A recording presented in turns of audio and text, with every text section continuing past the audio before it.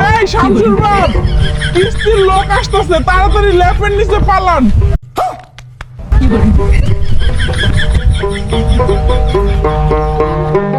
বাড়িতে কেউ আছেন? 6 মাস যাবত আপনাদের কিস্তি বাকি। আরে ম্যানেজার সাহেব, যে শরীর ভালো নেই। আর শরীর দিয়ে কি হইব? চাকরি যায় যায় অবস্থা। কিন্তু বিষয়টা হলো আপনার জন্য একটা সুসংবাদ আর একটা দুঃসংবাদ আছে। দুঃসংবাদ কি আগে কও? দাদু পাবজি খেলতে গিয়ে এনিমির হাতে মারা খাইছে, তাই আর কিস্তি দিতে পারবো না।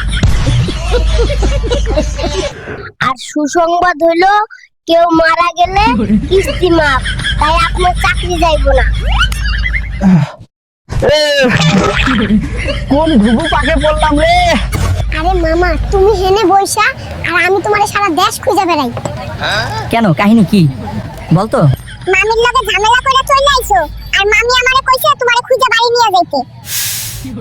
এইবার আমি আর বাসায় যাব না, দেখবো তোর মামি আমারে ছাড়া কেমনে চলে। আরে মামু, এইটা একটা কথা বললা, তুমি দেখি পয়রা আছো বাপ্পারাজের যুগে। শোনো, তোমার একটা বুদ্ধি দেই, 4 কেজি গুড়া মাছ নিয়ে হাসতে হাসে বাড়িতে চলো। তুমি একটা শিক্ষিত মানুষ। বুদ্ধিমানের জন্য ইশারায় যথেষ্ট। চল।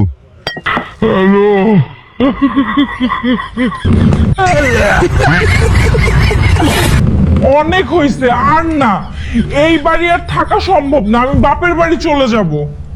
দরজা খোলাই আছে, সাবধানে যাও। আর শোনো, পৌঁছে ফোন দেওয়ার দরকার নেই। মাম্মা, তুমি যাচ্ছ যখন মনে রাখো, নানু বাড়িতে কিন্তু এই শীতে গিজার নাই।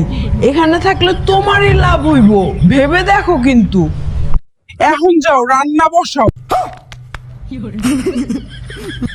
বেদম ক্ষুধা লাগছে, কড়া কইরা মাটন কষা বানায়া দাও। আজ আমাদের অ্যানিভার্সারি, আর এখনো মনে সুখে ঘুমিয়েই যাচ্ছে। দ্রুত ওঠো। কোথায় ভেবেছিলাম রাত 12টায় আমাকে সারপ্রাইজ দিবে। গিফট কই আমার? দিলে তো শান্তির ঘুমটা ভেঙে। হলিডেতে ভাবলাম জমিয়ে ঘুম দিব, কপালে নাই। আর কি বললে গিফট লাগবে? এই যে নাও তোমার অ্যানিভার্সারি গিফট। আমার অফিসের ব্যাগ কই? কোনো কাজ কাম নাই, আমার ব্যাগটাও ঠিক রাখতে পারে না, অসহ্য। আচ্ছা বাবা, তোমাকে রান্না করে খাওয়াই কে?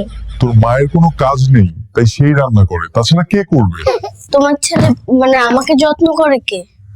তোর মা সবসময় ফ্রি থাকে, তাই সেই তোকে বেশি যত্ন করে। সম্পূর্ণ বাসা সবার কাপড় কে পরিষ্কার করে? এসব তো তোর মায়েরই কাজ, কেন সে ছাড়া কে করবে? কিরে বন্টু, তুই গোসল করলি না কেন? চাচা, চোখের পানির থেকে নাকের পানির জ্বালা বেশি। চোখের পানি অনেকে মুছে দিবে, কিন্তু নাকের পানি কেউ মুছে না। বুঝলা চাচা, এর লাগেই গোসল করি নাই।